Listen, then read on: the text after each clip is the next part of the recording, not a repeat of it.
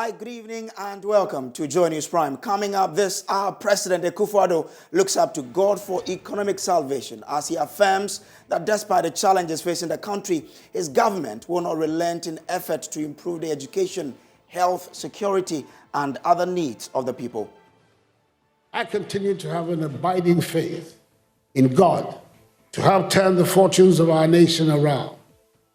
Together with appropriate policy, determination, and hard work. As the country reels under hardship with rising inflation, fuel prices, and the depreciation of the city taking away savings, a former finance minister wants government to further cut expenditure and stop interfering in the work of key institutions. To go to Senchi to pay rent, to eat, and to increase the budget?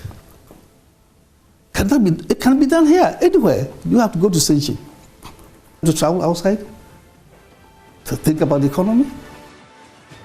Also in this bulletin, advocates called for speedy passage of a bill meant to criminalize witchcraft accusations as 7 people are arrested in the case of poison being given to alleged witches in some communities in Ghana. For now, 7 people have been arrested in connection with that. But as I speak now, the case is under investigation. It is already in court. And I think they will be the right people to come out with the best information about the situation. Now, what makes Galamsey so difficult to fight? Joy News' social media shows state of play, analyzes why the many anti-Galamsey campaigns have gone nowhere. So that more than 800 equipment were destroyed, and I was asking how many people were arrested. They couldn't pick up anyone. That's an important point. So you are saying that 800 mining equipment from nowhere appeared on the water body. It took a video, amateur video going viral, for us to send the soldiers to the bush again. Also, mourners from across the country trooped to the late Myun Lana's palace to mourn with the people following the passing on of Myun Lana Na Abdullah III. According to custom, he's buried, in the inner chamber. There's a place where there are, such, chiefs of their status are put to rest. Now, faith, prayer, appropriate policies, hard work, and determination. Those are President Akufo-Addo's checklist as the leaders team to restore the Ghanaian economy on sound footing. A depreciation city, free-fall inflation have combined to bring untold hardship to Ghanaians, and the end is far from sight. Joy News' Learning Cabinet is meeting to analyze the latest interventions announced by the Bank of Ghana, which, among others, increased the policy rate from 19 to 22%. The biggest increase since 2002, when the central bank was granted the independence to set interest rate. Speaking at the 12th Biennial Conference of the Methodist Church of Ghana at Winneba in the Central Region, the president said the government will continue to push through its programs despite the difficulties. We will also continue with our program for the expansion and modernization of our educational system to create a 21st century workforce. The systematic reform of our healthcare system to ensure a resilient, robust healthcare delivery system. The realization of the agenda of industrial transformation that holds the key to our future prosperity. The enhancement of agricultural productivity to guarantee the prospects of food security. The execution of the comprehensive infrastructural development plan in roads and railways. The conclusion of the digitalization process to obtain the full benefits of the fourth industrial revolution. The protection and greening of our environment to address climate change. The empowerment of the security services to ensure the peace, security, and stability of the state and nation. The establishment of a free and just society where entrepreneurship and individual initiative are the sources of wealth creation with a strong social safety net for the marginalized and disadvantaged. And the improvement of the governance architecture to deepen accountability and respect for the rule of law in our body politic. Above all, I continue to have an abiding faith in God to help turn the fortunes of our nation around, together with appropriate policy, determination, and hard work on our part. Now, describing as unacceptable the depreciation of the cedi, the president called on Ghanaians to have faith in his government's ability to turn things around. As President of the Republic, my goal since coming into office has been to help improve the standards of living of the Ghanaian people. Every policy initiative, whether it is the free senior high school policy, the program for planting for food and jobs, or the One District, One Factory initiative, has been implemented with the well-being of the Ghanaian at heart. Before the onset of the COVID-19 pandemic, our nation had one of the fastest growing economies, not just in Africa, but across the world. However, the ravages of the pandemic, worsened by the effects of Russia's invasion of Ukraine, have led to spiraling freight charges, rising fuel costs, high food prices, steep inflationary spikes, and widespread business failure. I am fully aware these are very difficult times for us in Ghana, just as they are for most people in the world, cold comfort as that may be.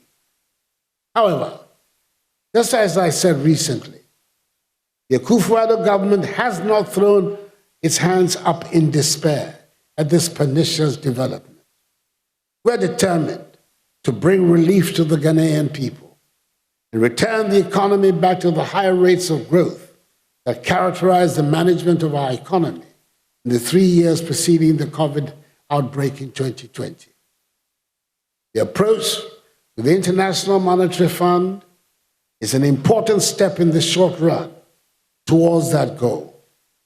Other steps will be taken, in particular, to deal with the unacceptable depreciation of the cedi, reining in inflation by bringing down food prices is a major preoccupation of the government. This season's emerging successful harvest will assist us achieve this objective, together with other policies. Now, former Finance Minister Dr. Kwabena Duffour says government must immediately announce further cuts on planned expenditure. Listen to him explain how this and other measures can save the economy from further deterioration. We have huge arable land. Yeah. We are able to plant rice, grains, watermelon, and they must be imported. Raymond? There's a question, though, about we talk about the debt situation. Yeah. And it's currently, you talk about how dangerous it is now and everything that we are supposed to be doing going forward. There's a proposal that we need a forum. Were you at Senchi? I was in London, but... Oh, you're not there? I had a rep there. Yes, yeah. yes. We had the Senchi forum before our IMF program in 2015. There's a proposal that we should do a similar one, so that we find ways, like some of them you are suggesting, of dealing with the debt problem and extend it to the economic and find ourselves. Is it a very laudable idea? Would you attend? You want to go to Senchi to pay rent, to eat, and to increase the budget? It can be done here, anywhere. You have to go to Senchi. At most, you don't go to Senchi. But he had the best economic program, which the fund endorsed. Okay. Yeah, that's interesting. Yes. Do we have to travel outside to think about the economy?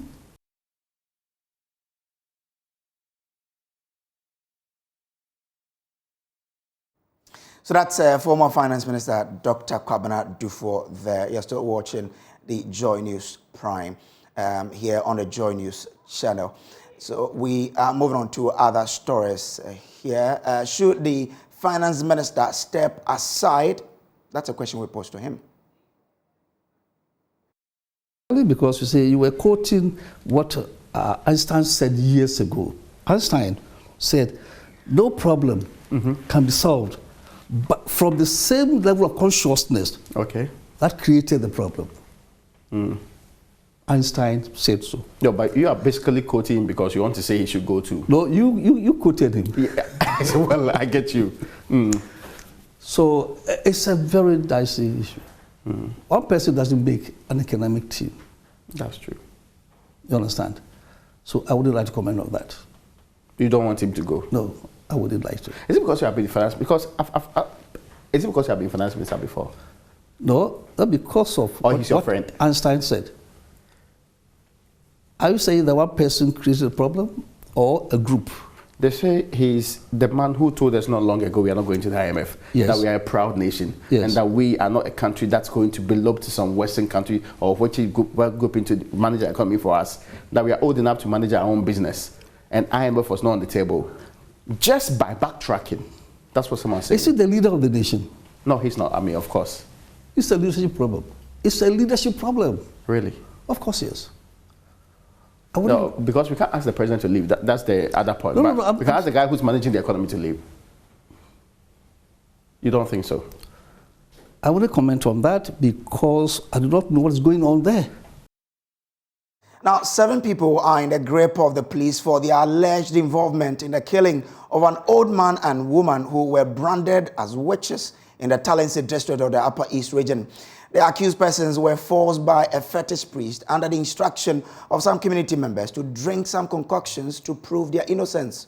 However, the old man died instantly and the old woman a day after taking the unknown substance. The police are still on the manhunt for other suspects. DC for Talensi District, Thomas Wooney Pearson, says he's surprised by the incident and will follow up with the police. Well, when the day the incident happened, frankly speaking, I wasn't around. And I know for now 7 people have been arrested in connection with that. But as I speak now, the case is under investigation. It is already in court.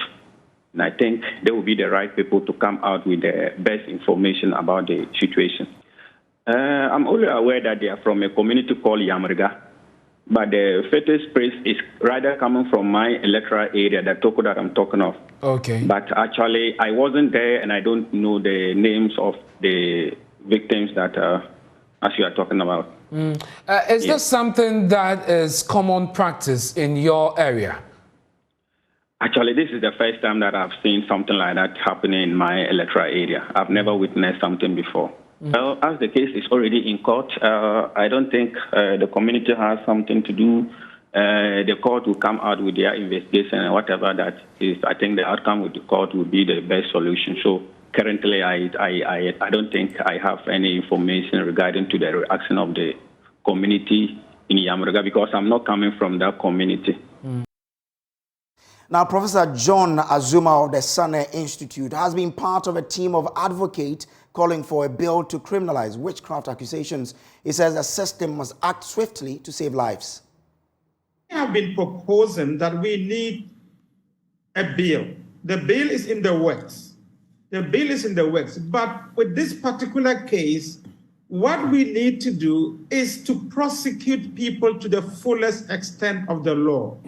I am glad they are arrested, but I can assure you, if you stay on this news, it is a matter of days. These people will be released and the case will go no further. This is the biggest challenge that we have in our system, that prosecutions don't go through to conclusion. Judges are prevailed upon, the police are prevailed upon, investigators are prevailed upon, victim families are prevailed upon, put pressure upon them to retract, to withdraw, and when they even persist, the system is so clogged. They have to be going every day to report and to court is adjourned and they go for another. So the system has to be swifter. It has to be fair and firm, regardless of who is the culprit in this case. Now, these concoctions, I can tell you, these concoctions are poisonous. I was told in one of the camps by one of the fetish priests that when his grandfather was the fetish priest, the victims who came there died. Anytime they were given a concoction to drink, they died. And since he came, he has made changes, the people don't die. And because of that, he is being accused by the community that why is it that during his time, accused persons are not dying upon taking the concoction. And this guy whispered that it's poisonous. So he has taken the poison element out of the concoction, and that's why the victims are not dying. So as there is a clear scientific basis for these deaths, there's nothing mysterious, nothing spiritual. These are poisonous substances that they put in the drinks for these poor people to drink. And that is a crime in itself, on top of another crime, which is trial by ordeal. So prosecution is the answer. Now, fire has raised some 32 structures to the ground at La Sankara Bridge in the Ladadikotopon municipality here in Accra.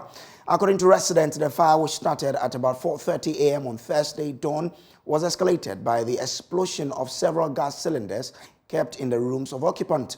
Although no life has been lost, residents say they have lost all their belongings, amounting to tens of thousands of cedis. There's more in the following report by James Kwesi Aveji. This is what is left of the 32 structures which housed about 57 individuals. Burnt cylinders, clothing, and roofing sheets. According to eyewitnesses, the fire which started at dawn was caused by a faulty electrical socket in one of the rooms. The residents say they have lost properties, including money, to the fire.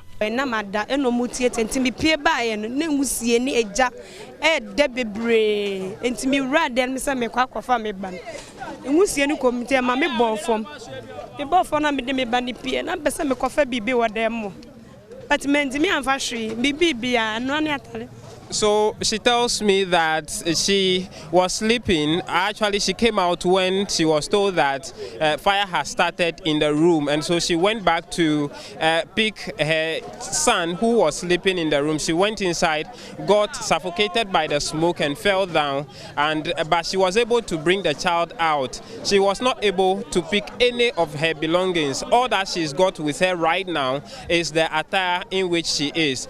They are appealing to government to provide some relief for them to help start life all over again. And they said we come to the family house, the family house. We go and sit down and we talk and see what they can do for us. They give us something to go and start something. See, maybe like if small money to go and rent another place, we'll be happy. But now we are suffering. We're suffering right now. Meanwhile, the Ladadikotopon Municipal Assembly Operations Officer of the National Disaster Management Organization says his outfit is mobilizing some relief items for the affected persons. James Kwesi Aveji's report for Joy News. Now, residents of Bozolongo and Tempala in the East Mamprusi municipality of the Northeast region have been cut off from the municipal capital after the collapse of two bridges connecting the communities. The collapse of the two bridges has brought economic activities and access to basic services to a standstill as residents are unable to cut their foodstuffs from their farms and access market centers.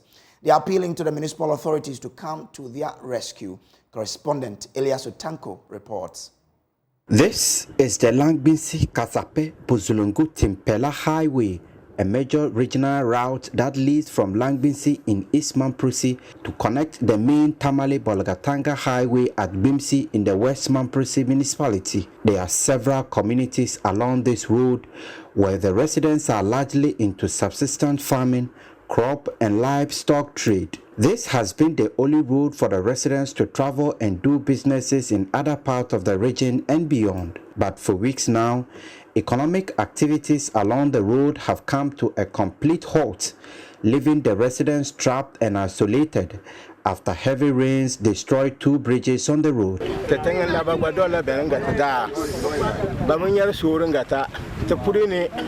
Due to the collapse of the bridge, we cannot trade or access our farms. Our farm produces are rotting away and we are suffering, so we appeal to the government to come to our aid. The Member of Parliament Alhaji Baba Isifu Seidu in response to the residents' call for rescue, paid a working visit to the area. In his interactions with residents of Buzulungu, they disclosed that the collapse of the bridge occurred about 3 weeks ago and that their only source of livelihood, which is farming, was now being threatened by the situation as they could no longer easily go to their farms and do businesses in places such as Nalirgu and Bolgatanga. This road leads to Bolga, but it's now completely inaccessible. The villages along this road cannot travel to trade in other communities. It is affecting farming here. The next community, Timpila, is only 9 kilometers away, which can now be reached only by motorbike through a newly created bush road. The MP and his team had to abandon their vehicles and resort to the new means of movement and transportation of the people. At Timpila, the situation was more dire as the community had been totally cut off. The chief said economic activities and access to basic services have been impeded and the community isolated by the destruction of the road bridge. He thanked the MP for the visit and appealed for immediate construction of the bridge. If you look at this bridge, it was collapsed last year. But since then, no government official has came here to just sympathize with us to tell us that, oh, we are working on the project, except our MP. He came twice. So it means that this our community, we've been neglected for so long. Speaking to the media, the Member of Parliament called on government to come to the rescue of the people. So Timpila now invariably is an island on its own. They cannot access water. They cannot access a market. They cannot access hospital. They cannot access education. So it is very, very, very critical. They are in dire need for support. From Langbinsi to this point is about 19 kilometers. Look at where we are coming from. Assuming we have a pregnant woman who is in labor and has to access hospital, are you sure it will be easy for a pregnant woman to get to the hospital safely?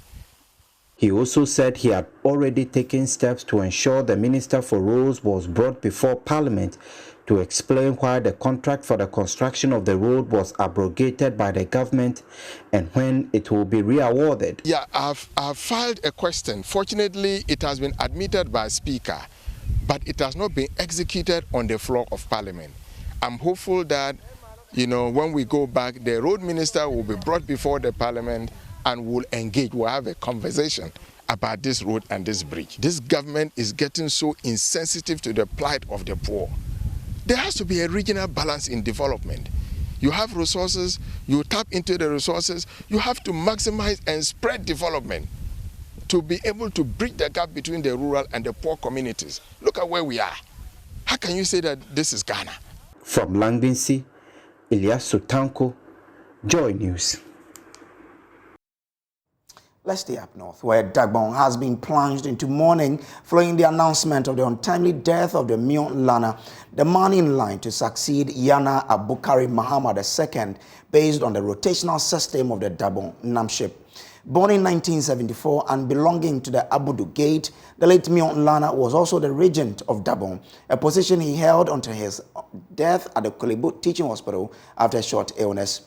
The body of the 48-year-old was airlifted from the Air Force Base here in Accra Wednesday, where my colleague Latif Idris gained exclusive access and reports.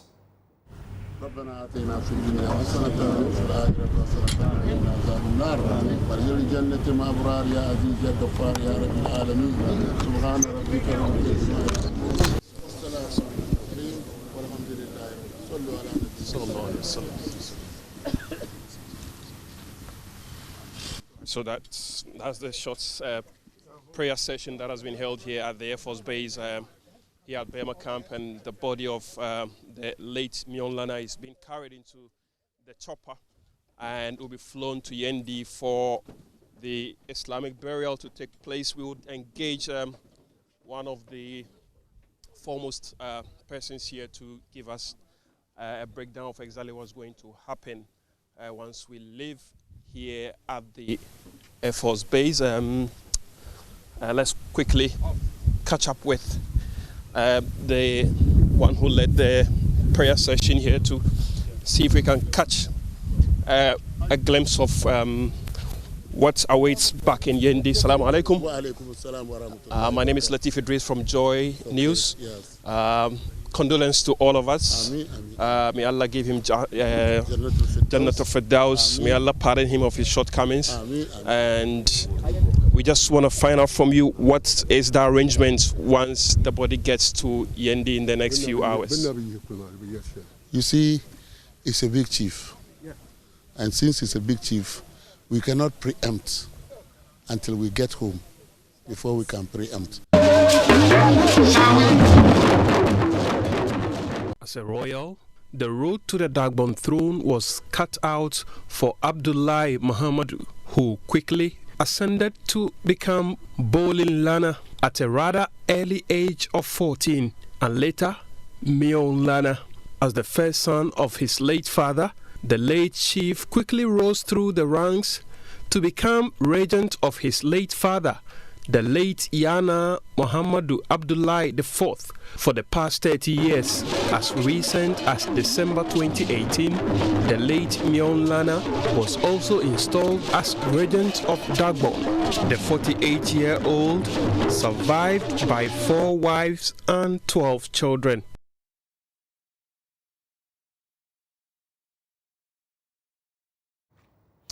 Now, mourners from across the northern region continue to troop to the late Mion Lana's palace to mourn with the people following the passing on of the Mion Lana Na Abdullahi III.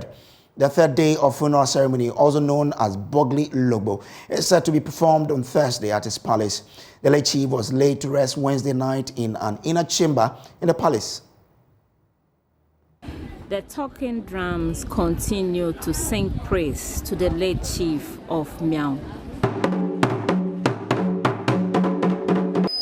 It's been a solemn moment at the palace following the passing on of the chief Tuesday at the Kolebu Teaching Hospital. The whole region was in dark clouds as people mourn in various ways. He was laid to rest last night. Today we are in the courthouse to see what's happening. People have come from far and near to pay their last respect whilst preparations are underway for the ball tomorrow morning. We are going to speak to the secretary to get to understand some of the rites that were performed yesterday, what will be happening today, and the plans ahead tomorrow and thereafter.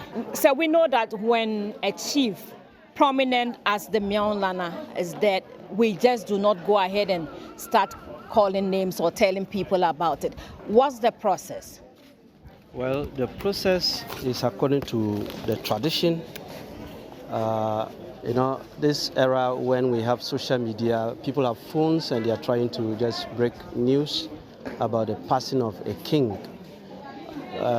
It's quite, unfortunate. But thankfully, what happened yesterday, the tradition was followed.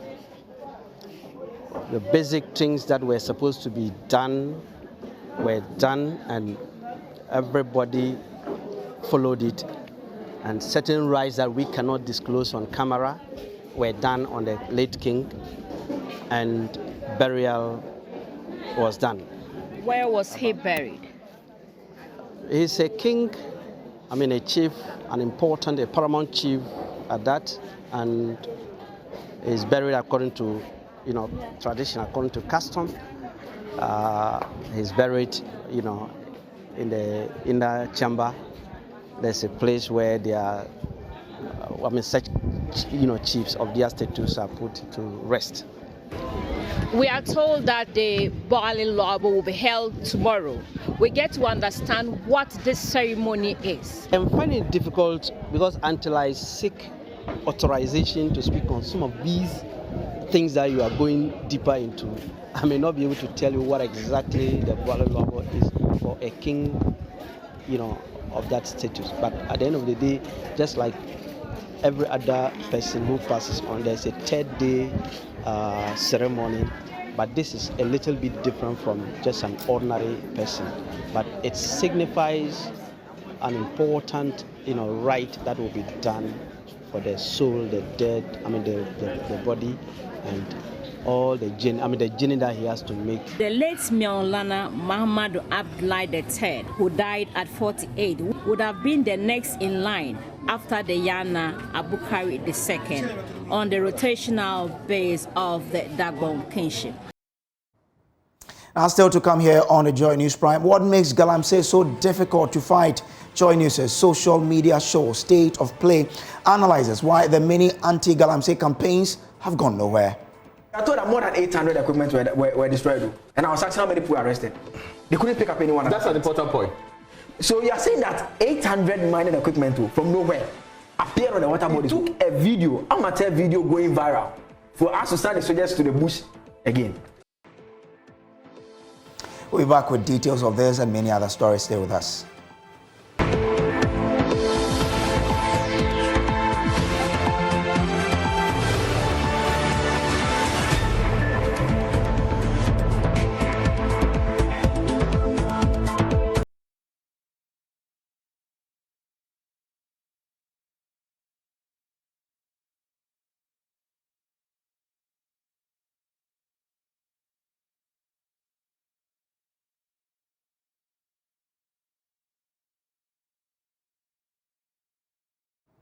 Now, Ghana's environmental policies are either not enforced appropriately and also needs to be reviewed to fill the gaps. This is the concern of some environmentalists as the Environmental Protection Agency develops a framework to manage chemicals and waste disposal in Ghana. This 10-year strategic plan draws the country closer to achieving the 2030 Agenda for Sustainable Development. There is more in this report. Currently, there is no comprehensive national policy to manage the entire life cycle of chemicals and waste in Ghana. There is also no common platform for data and information sharing among key stakeholders. The Environmental Protection Agency, EPA, in collaboration with some stakeholders, has therefore developed a strategic plan to address these challenges. Executive Director of the EPA, Henry Kokofu, says inappropriate disposal of chemicals and waste is a major challenge in the country. So Ghana, we are grappled with this challenge. We find ourselves all these materials scattered all over the place. The recent typical example had to do with agroblues, where we've just chopped another notorious accolade in the international circles. Ghana do have one of the worst electronic and electrical waste disposal sites in agroblues. Deputy Technical Director at the EPA, Dr. Sam Edukumi, said the chemicals and waste contribute largely to climate change and drastic measures must be taken to address the challenge. Materials we use, chemical products and materials, many of them have a lot of energy. And when you break down the chemicals, you release certain chemicals as well that have the global potential to affect the climate. Okay. Ghana will soon begin a project aimed at strengthening institutional capacity for sustainable sound management of chemical and waste throughout their life cycle. The project draws Ghana closer to achieving the 2030 Agenda for Sustainable Development. But climate change advocate Desmond Alugunua is of the view environmental policies in the country are either not enforced appropriately or need to be reviewed to fill the gaps. We as a country, I think that we need to not only go into these meetings with the processes, but also we have to go into these meetings with the delegation having a better understanding of what we should be doing home and then what we should be preaching when we go elsewhere. Because without this, it becomes difficult to engineer change. It becomes difficult to transition from talking or transition from theory into practice. And it is all about practice. Ghana is a party to the Minamata Convention on Mercury, the strategic approach to international chemicals management, and the Stockholm Convention on persistent organic pollutants. The country is also a signatory to the Rotterdam Convention and the Basel Convention on the control of transboundary movements of hazardous waste and their disposal. These multilateral associations are expected to be the guide for the implementation of environmental policies for a safer environment and human survival. For Joy News, Samuel Mbura, Accra. Now, Ghana is currently ranked among the top 3 countries in Africa with good internet connectivity. The ranking by the International Telecommunications Union makes it a suitable place for cyber criminals to hide and commit crimes. Ghana is therefore partnering Israel in the area of cybersecurity. This was disclosed by Chief Legal Advisor at the National Security Ministry, Osei Bonsu Dixon. But the country of Israel is also to be mentioned here for a special reason. I mean, they are one of the strongest global cyber powers, and therefore their presence with CyberX portends well. Looks good, and we are quite deeply excited about that. The areas that we are likely to see in CyberX too: aviation and maritime cybersecurity, online gaming, critical information infrastructure, smart, sustainable cities, as well as also homeland security. The Israeli ambassador to Ghana, Shlomet Sufa, stressed that new global threat by non-state actors makes it imperative that countries pool their resources together to protect sensitive national security installations within cyberspace. So the event, the CyberX conference, is meant to share latest knowledge and solutions. As the biggest incident response event on the continent today, CyberX Africa will strengthen both countries and their leadership in cyber governance, support for critical information infrastructure, e-commerce, technical cooperation, and thought leadership in Africa, and much more. Now, in a country where illegal miners have taken over forests and visited enormous destruction on rivers and streams, there is worry about the lack of commitment and to save the nature. Despite the many campaigns to fight the menace, Ghana's rivers, including the Ofin, are being polluted in the search for gold. That was the discussion on our social media show, State of Play. Here are excerpts. Going to fight it when everybody has left the place. And we are told that more than 800 equipment were destroyed. And I was asking how many people were arrested. They couldn't pick up anyone. That's an important point. So you are saying that 800 mining equipment from nowhere appeared on the water bodies. District monitoring officers, yes, regional monitoring officers, yes, national officers, Operation Halt 2, Operation Vanguard, all the fanciful names. It took a video, amateur video, going viral for us to send the soldiers to the bush again, pretending that what we are not going to renew the fight. I listened to him, man. Yes, there's no difference between the minister and me, because see, I am here. What am I doing? I'm lamenting. That's exactly what he was doing. Yeah. He was lamenting, saying that recalcitrant people. I mean. Except that you're not paid as much as he's paid to do the same work. But let me bring in Erastus. One of the people that you would respect for consistently leading this fight and getting to the people, going on these water bodies and actually risking his life to do this work is Erastus. Erastus joins us via Zoom. Erastus, because you've been on the ground and unlike many of us, you see it like a daily thing and you engage the people consistently. Why are we unable to not only sustain, but win the fight against Galamsey? That's a very not that you are not putting it up. In your brain, it racks your brain because you want to put your mind to a lot of things. In fact, I will sum up as lack of will, not political will alone, lack of will. Whoever you put out there to go and fight illegal mining goes and he or she wants to make money. The system in there is corrupting, it is addictive, it is full of cash, and whoever goes in there